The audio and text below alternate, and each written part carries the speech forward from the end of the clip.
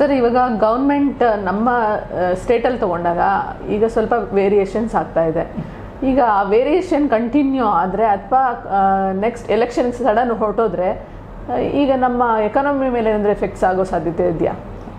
So ನಮ್ಮ state government ಬಗ್ಗೆ ಮಾತಾಡಬೇಕು ಅಂದರೆ without going it the political debate as to whether BJP ಬರುತ್ತಾ ಕಾಂಗ್ರೆಸ್ ಬರುತ್ತಾ ಅಂತ ನಾವು ಹೋಗದೆ ನಿಮ್ಮ ಪ್ರಶ್ನೆಗೆ ಡೈರೆಕ್ಟಾಗಿ ಉತ್ತರ ಕೊಡಬೇಕು ಅಂದರೆ, ಒಂದು ವೇಳೆ ಗವರ್ನಮೆಂಟ್ ಚೇಂಜ್ ಆದರೆ ಏನಾದರೂ ನಮ್ಮ ಮೇಲೆ ಪ್ರಭಾವ ಬೀರುತ್ತಾ ಅಂದರೆ, ಇದು ಒಂದು ಡೈಲಮಾ ಅಂತ ಹೇಳ್ತೀವಿ, ಪೊಲಿಟಿಕಲ್ ಡೈಲಮಾ ಅಂತ.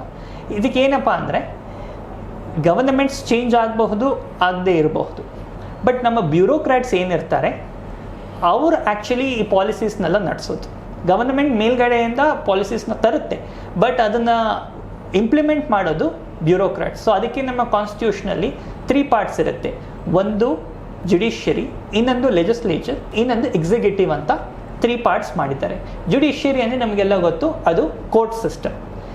ಲೆಜಿಸ್ಲೇಚರ್ ಅಂದರೆ ಗವರ್ನಮೆಂಟ್ ಅಂದರೆ ನಮ್ಮ ಪಾರ್ಲಿಮೆಂಟಲ್ಲಿ ಯಾರು ಲೆಜಿಸ್ಲೇಟರ್ ಇರ್ತಾರೆ ಅವರು ಪಾಲಿಸೀಸ್ನ ತರ್ತಾರೆ. ಈ ಎಕ್ಸಿಕ್ಯೂಟಿವ್ ಅಂತ ಏನಿರುತ್ತೆ ಅದು ಬಂದುಬಿಟ್ಟು ಪಾಲಿಸೀಸ್ನ ಇಂಪ್ಲಿಮೆಂಟ್ ಮಾಡುವಂಥ ಒಂದು ವಿಂಗ್. ಸೊ ಗವರ್ನಮೆಂಟ್ ಚೇಂಜ್ ಆದ್ರೂ unless the policies are changed, ನಮ್ಮ financial stability will not have any impact. But ಪಾಲಿಸೀಸೇ ಚೇಂಜ್ ಆಗಿಬಿಟ್ರೆ definitely there may be a positive impact or a negative impact depending upon the policies that have been changed. So ಅದನ್ನು ನಾವು we have to wait and watch. So again sir, ಪರಿಹಾರ ಅಂದರೆ ನಮ್ಮ ದೇಶ ಏನಿದೆ ಅದು ಬಂದುಬಿಟ್ಟು it is a federal government. So it is a combination of federal and union ಅಂತ ನಾವು ಹೇಳ್ತೀವಿ. ಏನಕ್ಕೆ ಅಂದರೆ ಯುನೈಟೆಡ್ ಸ್ಟೇಟ್ಸಲ್ಲಿ ನೋಡಿದ್ರೆ ಪ್ರತಿ ಸ್ಟೇಟ್ ಏನಿರುತ್ತೆ ಅವ್ರದ್ದು ಓನ್ ಬಡ್ಜೆಟ್ಸ್ ಬರುತ್ತೆ and they have absolute autonomy. Okay, they are not dependent on the union government. But ನಮ್ಮ ದೇಶದಲ್ಲಿ ಆ ಥರ ಇಲ್ಲ.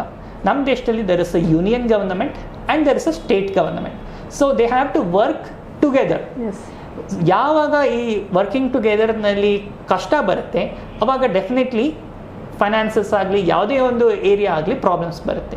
ಸೊ ಈಗ GST ಅಂತ ನೋಡಿದ್ರೆ the whole idea of GST is one nation one tax ಅಲ್ವಾ? So one nation one tax ಅಂದಾಗ ಏನಾಗುತ್ತೆ, ಸ್ಟೇಟ್ ಗವರ್ನಮೆಂಟ್ ಆಗಲಿ ಸೆಂಟ್ರಲ್ ಗವರ್ನಮೆಂಟ್ ಆಗಲಿ ಸೇಮ್ ಟ್ರಾನ್ಸಾಕ್ಷನ್ ಮೇಲೆ ಟ್ಯಾಕ್ಸ್ ಮಾಡಬೇಕಾಗುತ್ತೆ. ಮುಂಚೆ ನೀವು ಹೇಳ್ದಂಗೆ ಸರ್ವಿಸ್ ಟ್ಯಾಕ್ಸ್ ಇತ್ತು, ಸರ್ವಿಸ್ ಟ್ಯಾಕ್ಸ್ ಬಂದುಬಿಟ್ಟು it is a central tax, whereas VAT ಬಂದುಬಿಟ್ಟು ಸ್ಟೇಟ್ ಟ್ಯಾಕ್ಸ್ ಆಗ್ತಿತ್ತು. ಸೊ ಸರ್ವಿಸಸ್ ಮೇಲೆ ಸರ್ವಿಸ್ ಟ್ಯಾಕ್ಸ್ ಇತ್ತು, ಆ ದುಡ್ಡೆಲ್ಲ ಸೆಂಟ್ರಲ್ ಗವರ್ಮೆಂಟ್ಗೆ ಹೋಗ್ತಿತ್ತು.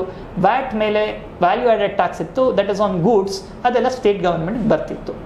ಇದನ್ನೆಲ್ಲ ಬಿಟ್ಟು ಎಕ್ಸೈಸ್ ಡ್ಯೂಟಿ ಅಂತ ಇತ್ತು, ಅದು ಆನ್ ಮ್ಯಾನುಫ್ಯಾಕ್ಚರಿಂಗ್ ಇತ್ತು, ಅದು ಸೆಂಟ್ರಲ್ ಗವರ್ಮೆಂಟ್ಗೆ ಹೋಗ್ತಿತ್ತು. ಸೊ ಇದನ್ನೆಲ್ಲ ಕನ್ಸ್ಯೂಮ್ ಮಾಡಿ ಸಬ್ಸ್ಯೂಮ್ ಮಾಡಿ GST ಅಂತ ಒಂದು ಬಂತು. ಸೊ GST ಬಂದಾಗ ಏನಾಯಿತು, there is a system where they will compensate the central government as well as the state government. ಅದಕ್ಕೆ ಕಾಂಪನ್ಸೇಷನ್ಸ್ ಸೆಸ್ ಅಂತಲೂ ತಂದರು. ಸೊ ಇದರಲ್ಲಿ ಏನಂದರೆ, ನನ್ನ ವ್ಯಾಟ್ ರೆವೆನ್ಯೂ ಇದ್ದಾಗ ನನ್ನ ರೆವೆನ್ಯೂ ತಿಂಗಳಿಗೆ 50,000 crores ಇತ್ತು. GST ಆದಾಗ ಅದು ನನಗೆ ಕಡಿಮೆ ಆಗೋಯ್ತಂದರೆ central government for a prescribed number of years state ಗವರ್ನಮೆಂಟ್ನ ಕಾಂಪನ್ಸೇಟ್ ಮಾಡುತ್ತೆ. ಸೊ ಇದು ಪ್ರತಿ ಸ್ಟೇಟ್ಗೂ ಒಂದು ಫಾರ್ಮುಲಾ ಇದೆ. ಆ ಫಾರ್ಮುಲಾ ಬೇಸಿಸಲ್ಲಿ ಕಾಂಪನ್ಸೇಷನ್ ಸೆಸ್ ಅಂತ ತಂದುಬಿಟ್ಟು ಅದನ್ನು ಕಾಂಪನ್ಸೇಟ್ ಆಗುತ್ತೆ. ಬಟ್ ಈಗ ಪ್ರಾಬ್ಲಮ್ ಏನಂದರೆ, yes I am entitled to compensation, but ಅದು ನನಗಿನ್ನೂ ಬಂದಿಲ್ಲ. ಸೊ ಬರದೇ ಇದ್ದಾಗ ನಾನು ಏನು ಮಾಡಬೇಕು ಅಂದಾಗ ನಾವು ಅವಾಗೆಲ್ಲರೂ ಸೆಂಟ್ರಲ್ ಗವರ್ನಮೆಂಟ್ನ ನೋಡ್ತೀವಿ. ಇಶ್ಯೂ ಏನಂದರೆ, ಈಗ ಸೆಂಟ್ರಲ್ ಗವರ್ನಮೆಂಟ್ ಹತ್ರ ದುಡ್ಡು ಇಟ್ಕೊಂಡು ಅವ್ರು ನಮಗೆ ಕೊಡ್ತಾ ಇಲ್ವಲ್ಲ. Central government is already spending lakhs and lakhs, crores and crores on health infrastructure. So unexpected emergency ಈ ಥರ ಒಂದು ಬಂದಾಗ ಸೆಂಟ್ರಲ್ ಗವರ್ನಮೆಂಟ್ ಫಂಡ್ಸ್ನೆಲ್ಲ ಅಲ್ಲಿಗೆ ಡೈವರ್ಟ್ ಮಾಡಬೇಕಾಯಿತು. ಸೊ ಅವಾಗ ಏನಾಯಿತು, ಬೇರೆ ಸ್ಟೇಟ್ಸ್ಗೆ ಕೊಡಬೇಕಾಗಿರೋ ಕಾಂಪನ್ಸೇಷನ್ ಸ್ವಲ್ಪ ವಿತ್ ಆಯಿತು.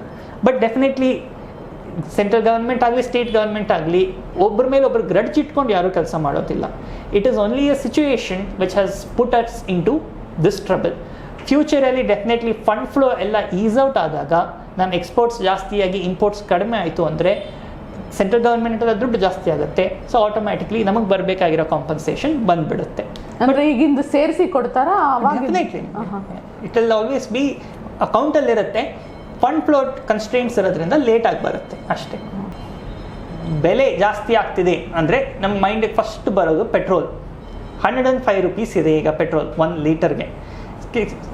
ಕೆಲವು ತಿಂಗಳ ಮುಂಚೆ ಆಲ್ಮೋಸ್ಟ್ ಒಂದು 80 ರೂಪೀಸಲ್ಲಿ ಇದ್ದಿದ್ದು ಗ್ರ್ಯಾಜುವಲಾಗಿ ಇನ್ಕ್ರೀಸ್ ಆಗ್ತಾ ಬಂದು ಈಗ 105 ಟಚ್ ಆಗಿಬಿಟ್ಟಿದೆ. ಯಾಕಪ್ಪ ಇದು ಅಂದರೆ, ಫಸ್ಟ್ ಪಾಯಿಂಟ್ ನಾವಿಲ್ಲೇನು ನೋಡಬೇಕು ಅಂದರೆ, ನಮಗೆ ಗವರ್ನಮೆಂಟ್ ಪೆಟ್ರೋಲ್ ಬೇಸಿಕ್ ವ್ಯಾಲ್ಯೂ ಮೇಲೆ ಸಾಕಷ್ಟು ಟ್ಯಾಕ್ಸ್ ಕಲೆಕ್ಟ್ ಮಾಡುತ್ತೆ. ಓಕೆ, ಆಲ್ಮೋಸ್ಟ್ ಈಗ 30% ಬೇಸಿಕ್ ವ್ಯಾಲ್ಯೂ ಇದ್ದರೆ ಉಳಿದಿದ್ದು 70% ಟ್ಯಾಕ್ಸೇ ನಾವು ಕೊಡ್ತಾ ಇರ್ತೀವಿ. ಈ ಟ್ಯಾಕ್ಸ್ ಎಲ್ಲಿಗೆ ಹೋಗುತ್ತೆ? ವಾಪಸ್ ನಮಗೆ ಬರುತ್ತೆ. ಬಟ್ ಈ ಪೀರಿಯಡ್ನಲ್ಲಿ ಗವರ್ನಮೆಂಟ್ಗೆ ಎಕ್ಸ್ಪೆಂಡಿಚರ್ ಜಾಸ್ತಿ ಆಗಿರೋದ್ರಿಂದ ಗವರ್ನಮೆಂಟ್ಗೆ 2 ಆಪ್ಷನ್ಸ್. ಒಂದು, ಬೇರೆ ದೇಶದಿಂದ ಬಾರೋ ಮಾಡ್ಬೋದು ದುಡ್ಡನ್ನು. ಬಾರೋ ಮಾಡಿದಾಗ ಏನಾಗುತ್ತೆ, ಆಲ್ರೆಡಿ ಇರೋ ಬಾರೋಯಿಂಗ್ಸ್ಗಿಂತ ಇನ್ನೂ ಹೆಚ್ಚಿಗೆ ಬಾರೋ ಮಾಡಬೇಕಾಗುತ್ತೆ. ಬೇರೆ ದೇಶದಿಂದ ನಾವು ಫಾರಿನ್ ಕರೆನ್ಸಿ ಲೋನ್ ತೊಗೊಂಡ್ರೆ ನಮ್ಮ ಫಾರೆಕ್ಸ್ ರಿಸರ್ವ್ಸ್ ಕಡಿಮೆ ಆಗ್ತಾ ಬರುತ್ತೆ. ಇಲ್ಲ, ನಾನು ಇಂಟರ್ನಲ್ಲಿ ರೆವೆನ್ಯೂ ಜನ್ರೇಟ್ ಮಾಡ್ತೀನಿ ಅಂದರೆ ಗವರ್ನಮೆಂಟ್ಗಿರೋದು 2 ಸೋರ್ಸ್. ಒಂದು ಟ್ಯಾಕ್ಸಸ್ ಕಲೆಕ್ಟ್ ಮಾಡೋದು, ಇನ್ನೊಂದು ಗವರ್ನಮೆಂಟ್ ಕಂಪ್ನೀಸ್ ಆಗಿರೋ LIC or any other public sector ಯುಟಿಲಿಟಿಲಿರೋ ಶೇರ್ಸನ್ನು ಪ್ರೈವೇಟ್ ಸೆಕ್ಟರ್ಗೆ ಮಾರಬೇಕು. ಇದೆರಡನ್ನು ಗವರ್ನಮೆಂಟ್ ಬಹಳ ಚೆನ್ನಾಗಿ ಮಾಡ್ತಿದೆ.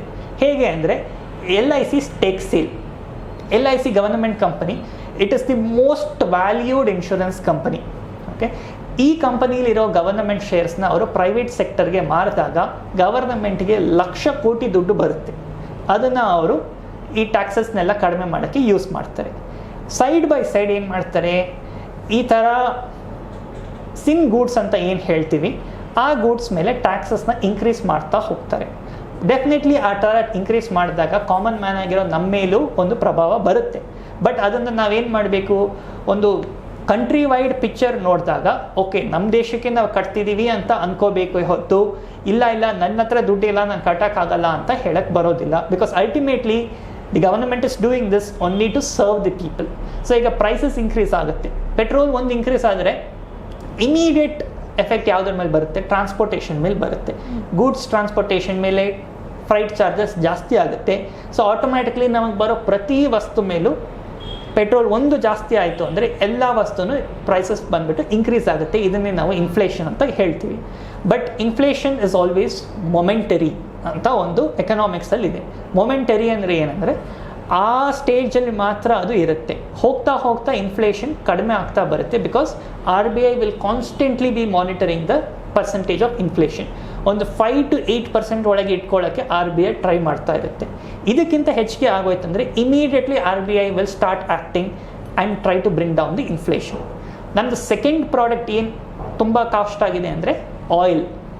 ಓಕೆ, ನಾರ್ಮಲ್ ಮನೇಲಿ ಯೂಸ್ ಮಾಡೋ ಎಣ್ಣೆ ಆಗಲಿ, ಸನ್ಫ್ಲವರ್ ಆಯಿಲ್ ಆಗಲಿ, ಸೋಯಾಬೀನ್ ಎಣ್ಣೆ ಆಗಲಿ, ಮುಂಚೆ ಎಲ್ಲ 1 ಲೀಟರ್ಗೆ ಮ್ಯಾಕ್ಸಿಮಮ್ ಅಂದರೆ 100 ರೂಪಾಯಿ ಇತ್ತು. ಬಟ್ ಈಗ 1 ಲೀಟರೇ 180 - 200 ರೂಪಾಯಿ ಇದೆ. ಯಾಕಪ್ಪ ಇಷ್ಟು ಬೇಗ ಸಡನ್ನಾಗಿ ಇನ್ಕ್ರೀಸ್ ಆಗೋಯ್ತು? ಇದೇನು ಪೆಟ್ರೋಲಿಂದ ಅಂದರೆ ಇಲ್ಲ. ಆಯಿಲ್ ಅಂದರೆ ನಮ್ಮ ಮನೇಲಿ ಯೂಸ್ ಮಾಡೋ ಎಣ್ಣೆ ಇತ್ತು, ಪೆಟ್ರೋಲ್ ಇನ್ಕ್ರೀಸ್ಗೂ ಸಂಬಂಧನೇ ಇಲ್ಲ. ಇದು ಇನ್ಕ್ರೀಸ್ ಆಗಿರೋದೇ ಬೇರೆ ರೀಸನ್. ಏನಪ್ಪ ಅದು ಅಂದರೆ, ನಾವು ಪ್ರತಿ ಎಣ್ಣೆದಲ್ಲೂ ಸನ್ಫ್ಲವರ್ ಆಯಿಲ್ ಆಗಲಿ ಅಥವಾ ಬೇರೆ ಎಣ್ಣೆ ಆಗಲಿ ಮೇಜರ್ ಕಾಂಪೊನೆಂಟ್ ಬಂದುಬಿಟ್ಟು ಪಾಮ್ ಆಯಿಲ್ ಇರುತ್ತೆ. ಓಕೆ, ಪಾಮ್ ಆಯಿಲ್ ಇಂಡಿಯಾದಲ್ಲಿ ಪ್ರೊಡ್ಯೂಸ್ ಆಗೋದಿಲ್ಲ. ಅದನ್ನು ನಾವು ಬೇರೆ ಬೇರೆ ದೇಶದಿಂದ ಇಂಪೋರ್ಟ್ ಮಾಡ್ತೀವಿ. ಈ ಒಂದು CAA ಪ್ರೊಟೆಸ್ಟ್ ಅಂತ ಬಹಳಷ್ಟು ನ್ಯೂಸಲ್ಲೆಲ್ಲ ನಾವು ಕೇಳ್ಪಟ್ಟಿರ್ತೀವಿ. CAA ಪ್ರೊಟೆಸ್ಟಲ್ಲಿ ಏನಾಯಿತು ಅಂದರೆ, ಬೇರೆ ಕಂಟ್ರೀಸ್, ಫಾರ್ ಎಕ್ಸಾಂಪಲ್ ಮಲೇಷ್ಯಾ ಆಗಲಿ, ಇಂಡೋನೇಷ್ಯಾ ಆಗಲಿ, ಈ ಕಂಟ್ರೀಸ್ ಎಲ್ಲ ಬಂದುಬಿಟ್ಟು CAA ಬರಬಾರ್ದು ಅಂತ ಪ್ರೊಟೆಸ್ಟ್ ಮಾಡೋಕ್ಕೆ ಸ್ಟಾರ್ಟ್ ಮಾಡಿದ್ರು. ಓಕೆ, ಸೊ ಅವ್ರಿಗೇನಪ್ಪ ಅಂದರೆ, ಅವ್ರ ದೇಶದಿಂದ ಇಂಡಿಯಾಗೆ ಯಾರಾದರೂ ಬರಬೇಕು ಅಂದರೆ ಕಷ್ಟ ಆಗುತ್ತೆ ಅಂತ ಆ ದೇಶ ಎಲ್ಲ ಪ್ರೊಟೆಸ್ಟ್ ಮಾಡ್ತು. ಬಟ್ ನಮ್ಮ ಇಂಡಿಯನ್ ಗವರ್ಮೆಂಟ್ ಏನು ಹೇಳ್ತು, CAA ಮಾಡ್ತೀವೋ ಬಿಡ್ತೀವೋ, that is an internal matter of the country. ಬೇರೆ ದೇಶದವರು ಇದರಲ್ಲಿ ತಲೆ ಹಾಕೋಂಗಿಲ್ಲ. ಸೊ ಈಗ ಫಾರ್ ಎಕ್ಸಾಂಪಲ್ ಚೈನಾದಲ್ಲಿ ಎಷ್ಟೋ ರಿಲಿಜಿಯಸ್ ಸೆಂಟಿಮೆಂಟ್ಸ್ಗೆ ಅಗೇನ್ಸ್ಟ್ ಆಗಿ ಚೈನೀಸ್ ಗವರ್ನಮೆಂಟ್ ಕೆಲಸ ಮಾಡುತ್ತೆ. ಬಟ್ ಇಂಡಿಯನ್ ಗವರ್ಮೆಂಟ್ ಅದರಲ್ಲಿ ಯಾವತ್ತೂ ತಲೆ ಹಾಕಲ್ಲ. ಯಾಕೆ? Because it is an internal matter of China. ಅವ್ರು ಹೇಗಾದರೂ ಪ್ರೊಟೆಸ್ಟ್ ಮಾಡ್ಕೊಳ್ಳಿ. ಫಾರ್ ಎಕ್ಸಾಂಪಲ್ ಹಾಂಗ್ಕಾಂಗ್ ಪ್ರೊಟೆಸ್ಟ್, ಹಾಂಗ್ಕಾಂಗ್ಗೆ ಇಂಡಿಪೆಂಡೆನ್ಸ್ ಕೊಡಲ್ಲ ಅಂತ ಎಷ್ಟೋ ಪ್ರೊಟೆಸ್ಟ್ ನಡೀತಿರುತ್ತೆ. ಬಟ್ ಅದರಲ್ಲೆಲ್ಲ ನಾವು ತಲೆ ಹಾಕಕ್ಕೆ ಆಗಲ್ಲ. ಅದೇ ಥರನೇ ಈ ಆ್ಯಂಟಿ CAA ಪ್ರೊಟೆಸ್ಟ್ ಎಲ್ಲ ಮಾಡಿದಾಗ ಬೇರೆ ದೇಶದವರು ಅದಕ್ಕೆ ತಲೆ ಹಾಕಿದಾಗ ನಮ್ಮ ಮೇಜರ್ ಇಂಪೋರ್ಟ್ಸ್ ಇದ್ದಿದ್ದು ಪಾಮ್ ಆಯಿಲ್ದು ಇಂಡೋನೇಷ್ಯಾ, ಮಲೇಷ್ಯಾ, ಈ ದೇಶದಿಂದ. ಸೊ ಗವರ್ನಮೆಂಟ್ ಏನು ಮಾಡ್ತು, ನಿಮಗೆ ಇದರಲ್ಲಿ ಮಾತಾಡೋಕ್ಕೆ ಏನೂ ಹಕ್ಕಿಲ್ಲ. ಸೊ ನೀವೇನು ನಮಗೆ ಕೊಡ್ತಿದ್ದೀರಾ, ಆಯಿಲ್ ತಾನೇ, ಸ್ಟಾಪ್ ಮಾಡ್ಕೊಳ್ಳಿ, ಏನೂ ತೊಂದರೆ ಇಲ್ಲ.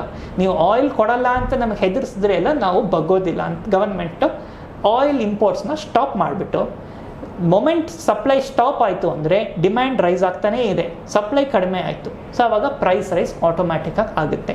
ಸೊ ಇವಾಗ ಇದಕ್ಕೆ ಆಲ್ಟರ್ನೇಟಿವ್ ಏನಪ್ಪ ಅಂದರೆ ನಾವು ಬೇರೆ ದೇಶದಿಂದ ಆಲ್ರೆಡಿ ಪಾಮ್ ಆಯಿಲ್ನ ಇಂಪೋರ್ಟ್ ಮಾಡೋಕ್ಕೆ start ಮಾಡಿಬಿಡ್ತೀವಿ.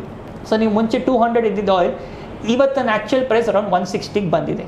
So in ಫ್ಯೂಚರಲ್ಲಿ oil imports ಜಾಸ್ತಿ ಆಗ್ತಾ ಇದ್ದಂಗೆ ಪ್ರೈಸಸ್ ಕಡಿಮೆ ಆಗುತ್ತೆ. ಇಲ್ಲ ಲೋಕಲ್ ಪ್ರಾಡಕ್ಟ್ ಯಾವುದಾದ್ರೂ ಪ್ರಮೋಟ್ ಮಾಡಬೇಕು.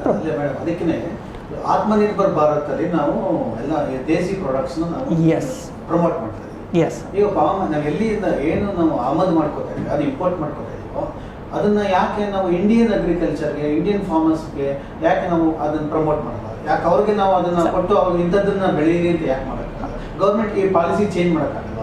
ಬೇರೆ ದೇಶಗಳ ಮೇಲೆ ಡಿಪೆಂಡ್ ಆಗೋ ಬದಲು ನಮ್ಮ ದೇಶದಲ್ಲಿ ಆತ್ಮನಿರ್ಭರ್ ಭಾರತ ನಿಜವಾಗಿ ಯಾಕೆ ಮಾಡೋಕ್ಕಾಗಲ್ಲ? ಸೊ ಈ ಪ್ರಶ್ನೆಗೆ ಉತ್ತರ ಏನಂದರೆ, ಇಂಪೋರ್ಟ್ ಅಂತ ನಾವೇನು ಹೇಳ್ತೀವಿ, it is only A temporary solution. ನಾವು ಇವಾಗ ಸಡನ್ನಾಗಿ ನಾನು ಇಂಪೋರ್ಟ್ಸ್ನೆಲ್ಲ ಸ್ಟಾಪ್ ಮಾಡಿಬಿಟ್ಟೆ ಮಲೇಷ್ಯಾ, ಇಂಡೋನೇಷ್ಯಾದಿಂದ. ಬಟ್ ನಾನು ಅಲ್ಲಿ ಇಂಪೋರ್ಟ್ ಸ್ಟಾಪ್ ಮಾಡಿದೆ ಅಂತ ನಾನು ಮನೇಲಿ ಎಣ್ಣೆ ಯೂಸ್ ಮಾಡದೆ ಇರೋಕ್ಕಾಗಲ್ಲ. ಸೊ ನನಗೆ ಮನೇಲಿ ಒಂದು ತಿಂಗಳಿಗೆ 5 ಲೀಟರ್ ಎಣ್ಣೆ ಬೇಕು ಅಂದರೆ 5 ಲೀಟರ್ ಬೇಕಾಗುತ್ತೆ. ಓಕೆ, ಸ್ವಲ್ಪ ಕಡಿಮೆ ಮಾಡ್ಕೊಂಡು 4 ಲೀಟರ್ ಯೂಸ್ ಮಾಡ್ಬೋದು. ಬಟ್ ಇನ್ಮೇಲೆ ಯಾರು ಎಣ್ಣೆನೇ ಯೂಸ್ ಮಾಡೋಂಗಿಲ್ಲ ಅಂದರೆ ಅದು ಆಗದೇ ಇರೋ ಒಂದು ವಿಷಯ. ಸೊ ಇವಾಗ ಇಮಿಡಿಯೇಟ್ ನನಗೆ ಎಣ್ಣೆ ಬೇಕು. ಸೊ ಏನು ಮಾಡಬೇಕು? ನಾನು ಇವತ್ತೇ ಹೋಗಿ ನಮ್ಮ ಓನ್ ಆತ್ಮನಿರ್ಭರ್ ಭಾರತದಲ್ಲಿ ನಾನು ಪ್ರೊಡ್ಯೂಸ್ ಮಾಡ್ತೀನಿ, ಎಲ್ಲ ಫಾರ್ಮರ್ಸಿಂದನೂ ನಾನು ಬರೀ ಆಯಿಲ್ ಸೀಡ್ಸ್ನೇ ಕೊಟ್ಟು ಆಯಿಲ್ ಪ್ಲಾಂಟ್ಸ್ನ ಬೆಳೆಸಿ ಪಾಮಾಲೈನ್ ಎಲ್ಲ ಬೆಳೆಸಿ ಆಯಿಲ್ ಪ್ರೊಡ್ಯೂಸ್ ಮಾಡೋದು ಅನ್ನೋದು ಇವತ್ತಿಗೆ ಆಗದೇ ಇರೋ ಒಂದು ಸೊಲ್ಯೂಷನ್. ಸೊ ಅವಾಗ ಏನು ಮಾಡಬೇಕು? ನಮ್ಮ ಇಮಿಡಿಯೇಟ್ ನೀಡ್ನ ಸ್ಯಾಟಿಸ್ಫೈ ಮಾಡೋಕ್ಕೆ ಬೇರೆ ದೇಶದಿಂದ ನಾವು ಇಂಪೋರ್ಟ್ ಮಾಡ್ತೀವಿ. ಬಟ್ ಡೆಫಿನೆಟ್ಲಿ ನೀವು ಹೇಳ್ದಂಗೆ ಇದು ಗವರ್ನಮೆಂಟ್ ಮಾಡದೇ ಇರಲಿ, ಜನರು ಅವರೇ ತಿಳ್ಕೊಂಡು, ನಮ್ಮ ಫಾರ್ಮರ್ಸ್ ಏನಿದ್ದಾರೆ ಅವರು ಸಖತ್ ಇಂಟೆಲಿಜೆಂಟ್. ಅವ್ರೇನು ಮಾಡ್ತಾರೆ ಅಂದರೆ ಗವರ್ನಮೆಂಟ್ ಹೇಳಿ ಬಿಡಲಿ ಯಾವ ಪ್ರಾಡಕ್ಟಿಗೆ ಡಿಮ್ಯಾಂಡ್ ಇದೆ ಅನ್ನೋದು ಅವ್ರಿಗೆ ಗೊತ್ತಾಗ್ಬಿಡುತ್ತೆ. ಇಮಿಡಿಯೇಟಾಗಿ ಅವರು ಲಾಸ್ಟ್ ವೀಕ್ ಇದನ್ನು ಬೆಳೆಸಿದ್ರೆ ನೆಕ್ಸ್ಟ್ ಗ್ರೋಯಿಂಗ್ ಸೈಕಲ್ನಲ್ಲಿ ಸ್ವಿಚ್ ಮಾಡಿಕೊಂಡು ಅವರು ಯಾವುದಕ್ಕೆ ಡಿಮ್ಯಾಂಡ್ ಜಾಸ್ತಿ ಇದೆ ಅದನ್ನು ಬೆಳೆಸ್ತಾರೆ. ನಾನೊಂದು ಸಿಂಪಲ್ ಎಕ್ಸಾಂಪಲ್ ಕೊಡ್ತೀನಿ ನಿಮಗೆ. ನೇರಳೆ ಹಣ್ಣು, ಜಾಮೂನ್ ಅಂತ ಏನು ಹೇಳ್ತೀವಿ ಇಂಗ್ಲೀಷಲ್ಲಿ, ಈ ನೇರಳೆ ಹಣ್ಣು ಲಾಸ್ಟ್ ಇಯರ್ 1 kgಗೆ 400 ರೂಪಾಯಿ ಇತ್ತು. ಯಾಕಪ್ಪ ಅಂದರೆ ಇದನ್ನು ಯಾರು ಬೆಳೆಯೋದಿಲ್ಲ. ಅದು ಅದಾಗದೇ ಒಂದು ಕಾಡು ಗಿಡ ಬರುತ್ತೆ, ಅದನ್ನು ಕಿತ್ಬಿಟ್ಟು ರೋಡ್ ಸೈಡಲ್ಲೆಲ್ಲ ನಾವು ಮಾರ್ತಿರ್ತಾರೆ, ನೀಟಾಗಿ ಜೋಡಿಸಿರ್ತಾರೆ. ಗ್ರಾಮಿಗೆ 100 ಗ್ರಾಮ್ಗೆ 40 ರೂಪಾಯಿ ಇರುತ್ತೆ. ಅದೇ ಈ ವರ್ಷ ನೋಡಿ 1 kg ಬರೀ 60 ರೂಪಾಯಿ. ಹೇಗೆ 400 ರೂಪಾಯಿ ಇದ್ದಿದ್ದು ಈ ವರ್ಷ 60 ರೂಪಾಯಿ ಆಯಿತು ಅಂದರೆ ಎಲ್ರಿಗೂ ಗೊತ್ತಾಗೋಯ್ತು, ಓ ಜಾಮೂನ್ ಬಂದುಬಿಟ್ಟು ಎಲ್ಲರೂ ಯೂಸ್ ಮಾಡ್ತಿದ್ದಾರೆ, ಸೊ ಇದನ್ನೆಲ್ಲರೂ ಬೆಳೆಸೋಣ ಅಂತ ಇಮಿಡಿಯೇಟಾಗಿ ಸ್ವಿಚ್ ಆಗಿಬಿಟ್ಟು ಎಲ್ಲರೂ ಜಾಮೂನ್ನ ಗ್ರೋ ಮಾಡೋಕ್ಕೆ ಸ್ಟಾರ್ಟ್ ಮಾಡಿದ್ರು, ಅಂದರೆ ನೇರಳೆ ಹಣ್ಣನ್ನು. ಸೊ ನೇರಳೆ ಹಣ್ಣು ಪ್ರೊಡಕ್ಷನ್ ಜಾಸ್ತಿ ಆಯಿತು, ಡಿಮ್ಯಾಂಡ್ ಇವಾಗ ಜಾಸ್ತಿ ಆಗ್ತಿದೆ. ಸೊ ಸಪ್ಲೈ ಜಾಸ್ತಿಯಾಗಿ ಡಿಮ್ಯಾಂಡ್ ಕಡಿಮೆ ಇರೋದನ್ನ 400 ಇದ್ದಿದ್ದು kgಗೆ ಈಗ 60 ರೂಪಾಯಿ ಆಗೋಯ್ತು. ಸೊ ಇದೇ ಥರನೇ ನಮ್ಮ ಫಾರ್ಮರ್ಸು ಡಿಮ್ಯಾಂಡ್ನ ಅಸೆಸ್ ಮಾಡಿ, ಡ್ರ್ಯಾಗನ್ ಫ್ರೂಟ್ ತೊಗೊಳ್ಳಿ, ಡ್ರ್ಯಾಗನ್ ಫ್ರೂಟ್ ಬಂದುಬಿಟ್ಟು ಇಂಡಿಯನ್ ಪ್ರಾಡಕ್ಟೇ ಅಲ್ಲ, ಇದೊಂದು ಚೈನಾದಲ್ಲಿ ಬೆಳೆಯುವಂಥ ಒಂದು ಫ್ರೂಟ್. ಒಂದು ಫ್ರೂಟಿಗೆ ಇದು 100 ರೂಪಾಯಿ, ಒಂದೇ ಒಂದು ಹಣ್ಣಿಗೆ 100 ರೂಪಾಯಿ. ನಾವು ಇದನ್ನು ಇಂಪೋರ್ಟ್ ಮಾಡ್ತಿದ್ವಿ, ಎಲ್ರಿಗೂ ಗೊತ್ತಾಗೋಯ್ತು, ಓ ಇದು ಸಖತ್ ಫ್ರೂಟ್ ಅಂತ. ಈಗ ಬೆಂಗಳೂರಿನಲ್ಲಿ IT ಕಂಪನಿ ಇರೋವಂಥ ಎಷ್ಟೋ ಜನ ಆ ಕೆಲಸನ ಬಿಟ್ಬಿಟ್ಟು ತುಮಕೂರಾಗಲಿ, ಮಂಡ್ಯ ಆಗಲಿ, ಚಿಕ್ಕ ಜಾಗ 1 ಎಕರೆ 1.5 ಎಕರೆ ಇದ್ರೆ ಸಾಕು, ಅಲ್ಲಿ ಹೋಗ್ಬಿಟ್ಟು ಡ್ರ್ಯಾಗನ್ ಫ್ರೂಟ್ನ ಬೆಳೆಸ್ತಿದ್ದಾರೆ. ಇದಕ್ಕೆ ನೀರೂ ಬೇಡ ಮತ್ತು ಇರಿಗೇಷನ್ ಫೆಸಿಲಿಟೀಸ್ ಏನೂ ಬೇಡ, ಯಾಕಂದರೆ ಇದೊಂದು ಡೆಸರ್ಟ್ ಪ್ಲಾಂಟ್. ಸೊ ಆರಾಮಾಗಿ 1 ಎಕರೆದಲ್ಲಿ ಅವರಿಗೆ 10 ಲಕ್ಷದವರೆಗೂ ಈಲ್ಡ್ ಬರ್ತಿದೆ. ಸೊ ಆ ಥರ people are very intelligent. Government act ಮಾಡುತ್ತೋ ಇಲ್ವೋ ಅದು ಬೇಡ ನಮಗೆ. ಪೀಪಲ್ ಅವರೇ ಸಿಚುವೇಶನ್ ಅಸೆಸ್ ಮಾಡಿ ಯಾವುದಕ್ಕೆ ಡಿಮ್ಯಾಂಡ್ ಇದೆ ಅದನ್ನು ಪ್ರೊಡ್ಯೂಸ್ ಮಾಡೋಕ್ಕೆ ಸ್ಟಾರ್ಟ್ ಮಾಡಿ ಇನ್ಫ್ಲೇಷನ್ನ ನಿಲ್ ಮಾಡಿಬಿಡ್ತಾರೆ. So it is an automatic cycle.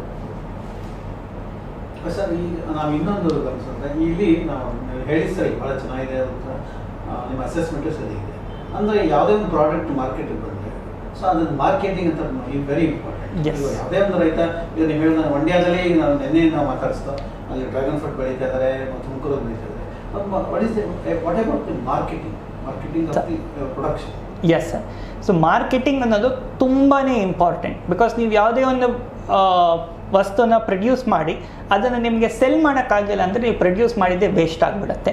So ಈ ಮಾರ್ಕೆಟಿಂಗ್ ಅನ್ನೋದು ಒಂದು ದೊಡ್ಡ ಇಂಗ್ಲೀಷ್ ಪದ ಆಗಿದ್ರೂ ಜನರು ಅದನ್ನು ಬೇರೆ ರೀತಿಯಲ್ಲಿ ಯೂಸ್ ಮಾಡ್ತಿರ್ತಾರೆ. ಹೇಗಪ್ಪ ಅಂದರೆ, ಈಗ ನಾನೊಂದು ವಸ್ತುನ ಬೆಳೆದ್ರೆ ನನ್ನ ಸುತ್ತಮುತ್ತಲ ಗ್ರಾಮದಲ್ಲಿ ನಾನು ಅದನ್ನು ಫಸ್ಟು ಪ್ರಚಾರ ಮಾಡ್ತೀನಿ, ಓಕೆ ಈ ಥರ ನನ್ನ ಹತ್ರ ಇದೆ ಅಂತ. ಬಟ್ ಈಗ ನೀವು ಡ್ರ್ಯಾಗನ್ ಫ್ರೂಟ್ ಎಕ್ಸಾಂಪಲ್ ತೊಗೋಬೇಕು ಅಂದರೆ ಅದಕ್ಕೆ ರೂರಲ್ ಏರಿಯಾಸ್ದಲ್ಲಿ ಡಿಮ್ಯಾಂಡ್ ಇಲ್ಲ. ಅದು ಏನೇ ಡಿಮ್ಯಾಂಡ್ ಇದ್ದರೂ ಈ ಥರ ಅರ್ಬನ್ ಏರಿಯಾಸ್ದಲ್ಲಿ where people are conscious about their health ಅಲ್ವಾ, ಡ್ರ್ಯಾಗನ್ ಫ್ರೂಟ್ ತಿಂದರೆ ನನಗೆ ಟಾಕ್ಸಿನ್ಸ್ ಎಲ್ಲ ಬಾಡಿಯಲ್ಲಿ ಕಡಿಮೆ ಆಗುತ್ತೆ ಅಂಥ ಒಂದು ಏರಿಯಾದಲ್ಲಿ ಮಾರ್ಕೆಟ್ ಮಾಡಿದ್ರೇ ಡ್ರ್ಯಾಗನ್ ಫ್ರೂಟ್ಗೆ ಸೇಲ್ ಆಗುತ್ತೆ. ಬಟ್ ಅದೇ ನೀವು ಟೊಮ್ಯಾಟೊ ತೊಗೊಳ್ಳಿ, ಟೊಮ್ಯಾಟೋಸ್ ಆದರೆ ರೂರಲ್ ಏರಿಯಾ ಆಗಲಿ ಅರ್ಬನ್ ಏರಿಯಾ ಆಗಲಿ ಎಲ್ಲೇ ಇದ್ರೂ ಟೊಮ್ಯಾಟೊ ಯೂಸೇಜ್ ಒಂದೇ. ಏನು ಅರ್ಬನ್ ಏರಿಯಾಸ್ದಲ್ಲಿ ಸ್ವಲ್ಪ ಟೊಮ್ಯಾಟೊ ಸಾಸ್ ಅಂತ ಅದನ್ನು ಯೂಸ್ ಮಾಡ್ಬೋದು, ಬಟ್ ಅದೇ ನಾವು ರೂರಲ್ ಏರಿಯಾಸ್ದಲ್ಲಿ ಟೊಮ್ಯಾಟೊನ ಹಾಗೆ ಚಟ್ನಿ ಮಾಡಿ ಯೂಸ್ ಮಾಡ್ಕೋತೀವಿ. ಸೊ ಈಗ ಪ್ರಾಬ್ಲಮ್ ಎಲ್ಲಿ ಬರುತ್ತೆ ಅಂದರೆ, ಎಲ್ಲಿ ಡಿಮ್ಯಾಂಡ್ ಇದೆ ಅನ್ನೋದನ್ನ ಜನರು ಅಸೆಸ್ ಮಾಡಬೇಕು. ಸೊ ಆ ಜಾಗದಲ್ಲಿ ಹೋಗಿ ನನ್ನ ಪ್ರಾಡಕ್ಟ್ನ ನಾನು ಮಾರ್ಕೆಟ್ ಮಾಡಿದ್ರೇ ಅದು ಸೇಲ್ ಆಗುತ್ತೆ. ಅದಕ್ಕೆ ಡಿಮ್ಯಾಂಡೇ ಇಲ್ಲದೇ ಇರೋ ಒಂದು ಕಡೆಯಲ್ಲಿ ನಾನು ಮಾರ್ಕೆಟ್ ಮಾಡಿದ್ರೆ ಸೇಲ್ ಆಗಲ್ಲ. ಇದಕ್ಕೊಂದು ಬೆಸ್ಟ್ ಎಕ್ಸಾಂಪಲ್ ಏನು ಅಂದರೆ ಕೋಕೋನಟ್ ಆಯಿಲ್. ಕೋಕೋನಟ್ ಆಯಿಲ್ ಬಂದುಬಿಟ್ಟು ಈ ಕರಾವಳಿ ಸೈಡಲ್ಲಿ ಜನರು ಅಡುಗೆ ಮಾಡೋಕ್ಕೆ ತೆಂಗಿನ ಎಣ್ಣೆನ ಯೂಸ್ ಮಾಡ್ತಾರೆ. ಸೊ ಆ ಕಡೆ ನೀವು ನೋಡಿದ್ರೆ ಈ ಫುಲ್ ಕೋಸ್ಟಲ್ ಏರಿಯಾಸ್ದಲ್ಲಿ ಕೋಕೋನಟ್ ಟ್ರೀಸ್ ಬಹಳಷ್ಟು ಬೆಳೀತಾರೆ. ಯಾಕೆ? ಬಿಕಾಸ್ ಅಲ್ಲಿ ಡಿಮ್ಯಾಂಡ್ ಜಾಸ್ತಿ. ಸೊ ಅಲ್ಲೇ ಪ್ರೊಡ್ಯೂಸ್ ಮಾಡಿ ಅಲ್ಲೇ ಸೆಲ್ ಮಾಡಿದ್ರೆ ಅವರಿಗೆ ಟ್ರಾನ್ಸ್ಪೋರ್ಟೇಷನ್ ಕಾಸ್ಟ್ ಮಿಕ್ಕುತ್ತೆ, ಅಡ್ವರ್ಟೈಸಿಂಗ್ ಆ್ಯಂಡ್ ಮಾರ್ಕೆಟಿಂಗ್ ಕೂಡ ಬೇಕಾಗಿರಲ್ಲ.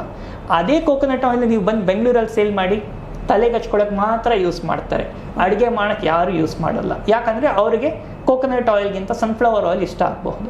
ಸೊ ನೀವು ಎಷ್ಟೇ ಮಾರ್ಕೆಟ್ ಮಾಡಿದ್ರು ಬೆಂಗಳೂರಲ್ಲಿ ಕೋಕೋನಟ್ ಆಯಿಲ್ ನಿಮ್ಮ ಕೈಲಿ ಸೇಲ್ ಮಾಡೋಕ್ಕೆ ಆಗಲ್ಲ. ಸೊ ಅವಾಗ ನೀವು ಏನು ಸ್ಟ್ರಾಟಜಿ ಯೂಸ್ ಮಾಡಬೇಕು?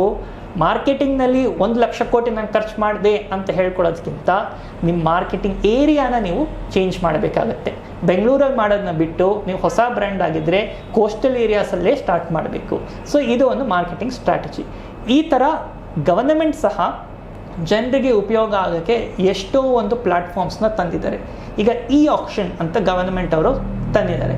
ಇದರಲ್ಲಿ ಏನಂದರೆ, ಒಬ್ಬ ವ್ಯವಸಾಯ ಅವರು ಪ್ರೊಡ್ಯೂಸ್ ಮಾಡಿದ ಗೂಡ್ಸ್ನ ಅಲ್ಲಿಂದನೇ ಆಕ್ಷನ್ ಮುಖಾಂತರ ಗವರ್ನಮೆಂಟ್ ವೆಬ್ಸೈಟ್ ಇದೆ, ಅಲ್ಲಿ ಹೋಗ್ಬಿಟ್ಟು ನಾನು ಇಷ್ಟು ಪ್ರೊಡ್ಯೂಸ್ ಮಾಡಿದ್ದೀನಿ ಅಂತ ಬಿಡ್ಡಿಂಗಿಗೆ ಕರೆಸಿದ್ರೆ ಬೇರೆ ಯಾವುದೋ ಒಂದು ದೊಡ್ಡ ಕಂಪ್ನಿ ಬಂದು ಅಲ್ಲಿಂದನೇ ತೊಗೊಂಡು ಹೋಗ್ಬಿಡ್ತಾರೆ.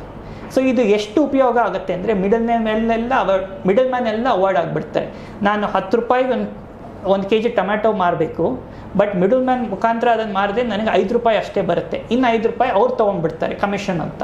ಸೊ ನಾನು 10 ರೂಪಾಯಿ ವಸ್ತುನ 5 ರೂಪಾಯಿ ಕೊಟ್ಕೊಂಡು ಲಾಸ್ ಮಾಡಬೇಕಾಗಿತ್ತು. ಬಟ್ ಈಗ ಈ ಆಕ್ಷನ್ ಮುಖಾಂತರ ಅವ್ರವ್ರ ಪ್ರಾಡಕ್ಟ್ನ ಅವ್ರು ಇದ್ದಿದ್ದ ಜಾಗದಿಂದನೇ ಸೆಲ್ ಮಾಡಿ ಫುಲ್ ಪ್ರಾಫಿಟ್ ಅವ್ರಿಗೆ ಸಿಗುತ್ತೆ. ಸೊ ಈ ಥರ ಎಷ್ಟೋ ಒಂದು ವ್ಯವಸ್ಥೆಗಳನ್ನು ಗವರ್ನಮೆಂಟ್ ಮಾಡ್ತಾ ಇದೆ. ಸೊ ಆ ಥರ ಮಾರ್ಕೆಟಿಂಗ್ ಸಹ ಗವರ್ನಮೆಂಟ್ ಹೆಲ್ಪ್ ಮಾಡಿದ್ರೆ ಇನ್ನೂ ಚೆನ್ನಾಗಿ ನಾವು ನಮ್ಮ ಪ್ರಾಡಕ್ಟ್ಸ್ನ ಸೆಲ್ ಮಾಡ್ಕೋಬೋದು.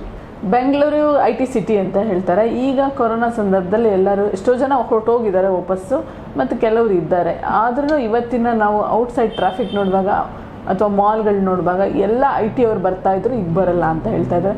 ಏನು ನಮ್ಮ ಸಿಟಿದು ಒಂದು ಏನು ಎಕನಾಮಿ ಸ್ಟ್ರಕ್ಚರ್ IT ಅವ್ರ ಮೇಲೆ ಡಿಪೆಂಡ್ ಆಗಿತ್ತಲ್ಲ, ಅದರಿಂದ ಹೊಡೆತಾ ಬಿದ್ದಿದೆಯಾ ಅಂತ. ಇನ್ಫ್ಯಾಕ್ಟ್ ನನ್ನ ನೀವು ಕೇಳಿದ್ರೆ ನನ್ನ ಪರ್ಸ್ನಲ್ ಒಪಿನಿಯನ್ ಏನಪ್ಪ ಅಂದರೆ, ಬ್ಯಾಂಗ್ಳೂರು IT ಕಾರಿಡಾರ್ ಅಂತ, ಸಿಲಿಕಾನ್ ವ್ಯಾಲಿ IT ಕಾರಿಡಾರ್ ಅಂತೆಲ್ಲ ಅದಕ್ಕೆ ಹೆಸರಿದೆ. ಪ್ರಾಬ್ಲಮ್ ಏನಂದರೆ ಓವರ್ ಕಂಜೆಷನ್. ನೀವು 1 ಸ್ಕ್ವೇರ್ ಫುಟ್ ಜಾಗದಲ್ಲಿ ಎಷ್ಟು ಜನ ಇರಬೇಕೋ ಅಷ್ಟೇ ಜನ ಇರಬೇಕು. ಈಗ ನೀವು ಬ್ಯಾಂಗ್ಳೂರು ಅಂತ ನೋಡಿದ್ರಿ, ಎಲ್ಲ ಊರಿಂದನೂ ಎಲ್ಲರೂ ಬ್ಯಾಂಗ್ಳೂರಿಗೆ ಬರೋಕ್ಕೆ ಸ್ಟಾರ್ಟ್ ಮಾಡಿದರು. ಯಾಕಂದರೆ IT ಕಂಪ್ನೀಸ್ ಆಗಲಿ ಎಲ್ಲ ಬ್ಯಾಂಗ್ಳೂರಿಂದ ಬೇರೆ ಸಿಟೀಸಿಂದ ಬಂದು ಬ್ಯಾಂಗ್ಳೂರಲ್ಲಿ ಸೆಟಲ್ ಆಗ್ತಿದ್ರು. ಸೊ ಇದರಿಂದ ಏನಾಗ್ತಿತ್ತು, ಕಂಜೆಷನ್ ಸ್ಟಾರ್ಟ್ ಆಗುತ್ತೆ. ಒಂದು ಸಿಟಿಗೆ ಇಷ್ಟೇ ಜನನ ತೊಗೊಳಕ್ಕೆ ಸಾಧ್ಯತೆ ಇರುತ್ತೆ. ಇನ್ನೊಂದು ಪ್ರಾಬ್ಲಮ್ ಏನಂದರೆ, ನಮ್ಮ Bangalore is not a planned city.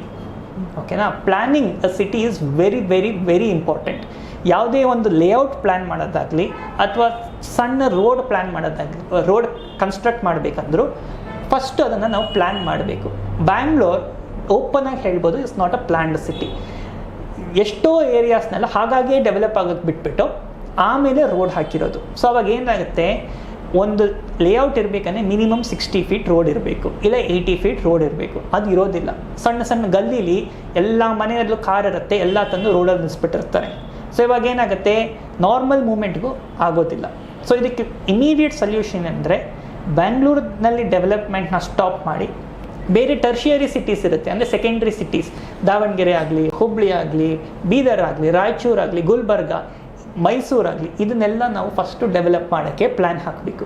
ಬರೀ ಬ್ಯಾಂಗ್ಳೂರು ಅಂತ ಇಟ್ಕೊಂಡ್ರೆ ಬೆಂಗಳೂರಲ್ಲಿ ಇರೋರಿಗೂ ಆಗಲ್ಲ, ಬೇರೆಯವ್ರು ಬಂದರೆ ಅವರು ಬೆಂಗಳೂರಲ್ಲಿ ಇರೋಕ್ಕೆ ಸಾಧ್ಯ ಆಗಲ್ಲ. ಸೊ ಈ ಕೋವಿಡ್ ಬಂದು ಜನರೆಲ್ಲರೂ ಅವರವರ ನೇಟಿವ್ ಸಿಟೀಸ್ಗೆ ಹೋಗ್ಬಿಟ್ಟಿದ್ದಾರೆ. ಎಷ್ಟೋ ಜನ ಮೈಸೂರಲ್ಲಿ ಇರ್ತಾರೆ, ಕೆಲಸ ಅಂದ್ಬಿಟ್ಟು ಬೆಂಗಳೂರಿಗೆ ಬಂದುಬಿಡ್ತಾರೆ.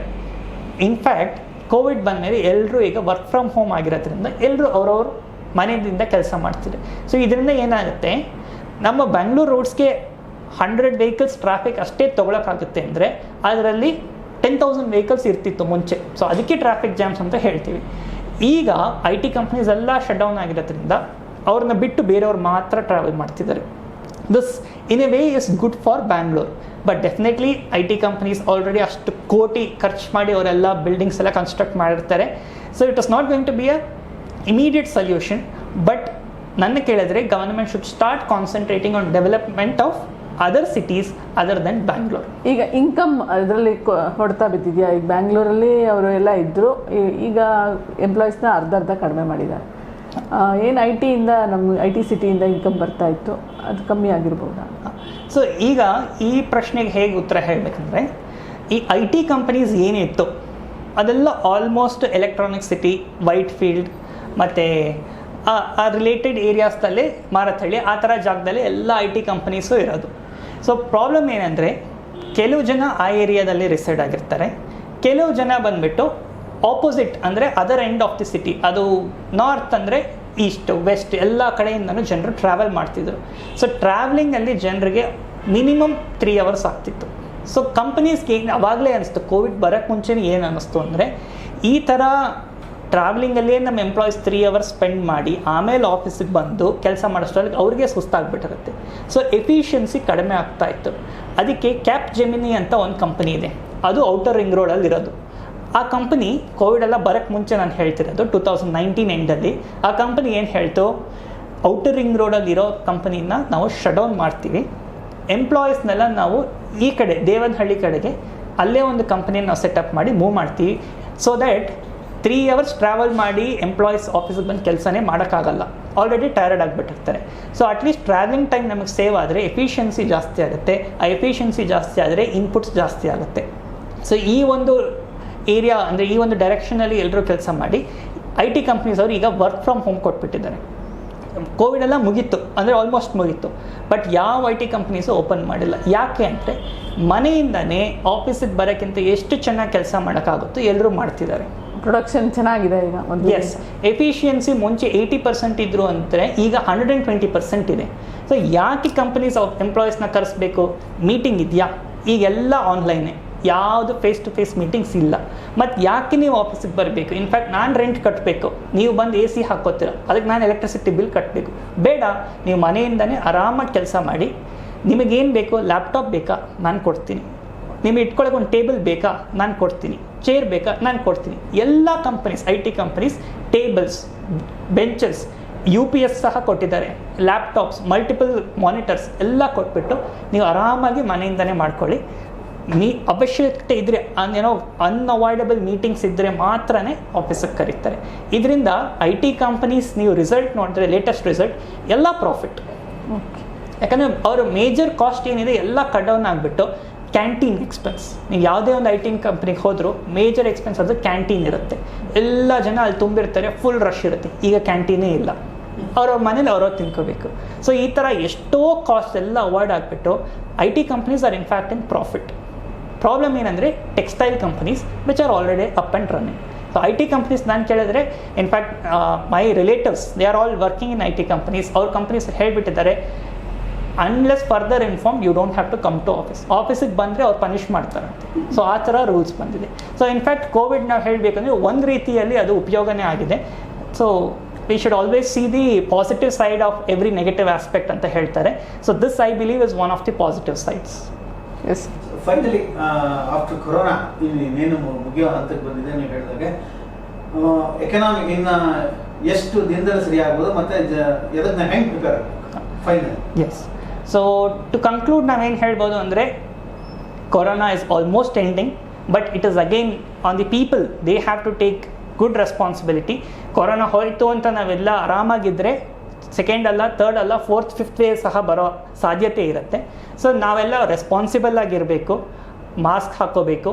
ಸೊ ಈ ಥರ ಒಂದು ಸೋಷಿಯಲ್ ಡಿಸ್ಟೆನ್ಸಿಂಗ್ನೆಲ್ಲ ನಾವು ಫಾಲೋ ಮಾಡಿದ್ರೆ ಸೆಕೆಂಡ್ ವೇವ್ ಜೊತೆನೇ ನಿಲ್ಲುತ್ತೆ. So once corona almost out ಅಂದಾಗ ಡೆಫಿನೆಟ್ಲಿ ಎಕಾನಮಿ ರಿಬೌಂಡ್ ಆಗಿಬಿಡುತ್ತೆ. It has already started. So ಇನ್ನೂ ಬಹಳಷ್ಟು ರಿಬೌಂಡ್ ಆಗುತ್ತೆ. ಒಂದು ಬೆಸ್ಟ್ ಎಕ್ಸಾಂಪಲ್ ಏನೇ, ನೀವು ಸೆನ್ಸೆಕ್ಸ್ ಅಥವಾ ನಿಫ್ಟಿ ನೋಡಿದ್ರೆ ಅದು ಲೈಫ್ ಟೈಮ್ ಹೈಯಲ್ಲಿದೆ ಈಗ.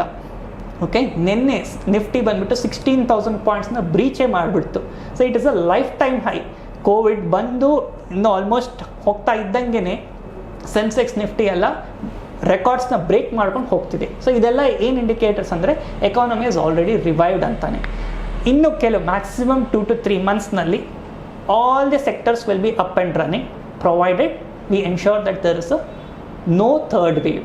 ಥರ್ಡ್ ವೇವ್ ಏನಾದರೂ ಬಂತು ಅಂದರೆ ಮತ್ತೆ ಲಾಕ್ಡೌನ್ ಆಗುತ್ತೆ, ಮತ್ತೆ ನಮ್ಮೆಲ್ರಿಗೂ ಕಷ್ಟ ಆಗುತ್ತೆ. ಸೊ ಅದನ್ನು ಆಗದೆ ಇಟ್ಕೊಳ್ಳದೆ ನಾವು ನೋಡಿಬಿಟ್ರೆ ಎಲ್ರಿಗೂ ಸಹಾಯ ಆಗುತ್ತೆ.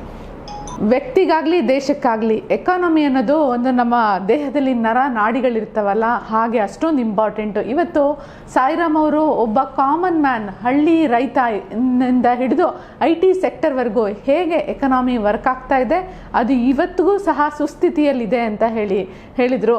ಮತ್ತು ಜೊತೆಗೆ ಇವ್ರನ್ನ ನೋಡ್ತಾ ಇದ್ದೀರಾ, ಇವರು ಎಷ್ಟು ಸಣ್ಣ ಏಜ್ಗೆ ಎಷ್ಟು ರೆಸ್ಪಾನ್ಸಿಬಲ್ ಆಗಿ ನಮ್ಮ ದೇಶದ ಇಡೀ ವ್ಯವಸ್ಥೆಯನ್ನು ತಿಳಿದುಕೊಂಡಿದ್ದಾರೆ. ಖಂಡಿತ ಇವರು ನಮ್ಮ ಇವತ್ತಿನ ಯುವ ಜನರಿಗೂ ಸಹ ಮಾದರಿ ಆಗ್ತಾರೆ. ಥ್ಯಾಂಕ್ ಯು ಸರ್, ಇದುವರೆಗೂ ನಮ್ಮ ಎಲ್ಲ ಮಾಹಿತಿಯನ್ನು ನೀಡಿದಿರಿ. ಧನ್ಯವಾದಗಳು.